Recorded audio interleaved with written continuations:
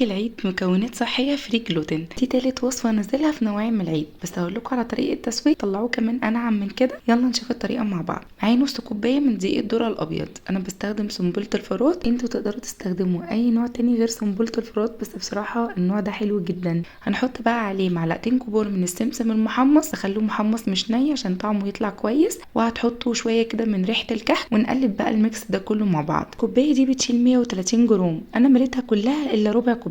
حط بقى معلقه كده الا ربع من سكر الدايت، ممكن تستخدموا اي محلى صحي انتوا بتحبوه. وقلبت الميكس ده كله مع بعض. بالنسبه بقى للدهون هستخدم 4 معالق كبار، 2 من جوز الهند و2 من الزبده البلدي، والاتنين اصلا كنت ملخبطاهم على بعض. هبستها كده زي كاني ببست بقى كحك عادي خالص بالدقيق الابيض، حتى ما يبقى شكله عامل كده. طب انا هربط القوام بايه؟ ببياض بيضه. بياض البيض يا جماعه ما تستغنوش عنه في الوصفه، عايزين تستغنوا عنه هتحطوا قشور السيليوم او بذور القطونه او بذور الكتان، هتخلي لكم الطعم سيء جدا، اصلا مش هتطيقوا تاكلوه. فخليها انا الافضل في بياض البيض، مش هيسيب ريحه ولا اي حاجه خالص. معلقه كده من الميه ندوب فيها كده رشه بسيطه من الخميره، شويه عسل بس عشان ننشط الخميره. احنا بنعجن بايدينا براحتنا لان كده كده مفيش جلوتين، فالعجينه لا هتعمل معانا عرق ولا هتنشف، تبقى طريه بالشكل ده. طبعا كورتوهم بقى كده كور متساويه كأن احنا بنعمل كحك عادي، والبسطامه هننزل فيها في دقيق الذره، ونرجع نبسطم بقى على الكحك بتاعنا. التسويه مهمه جدا عشان انا اخدت مني تسويه زياده. هي هتخش على درجه حراره 175، تقعد في الفرن 11 او 12 دقيقه بالظبط، وتطلعوها على طول.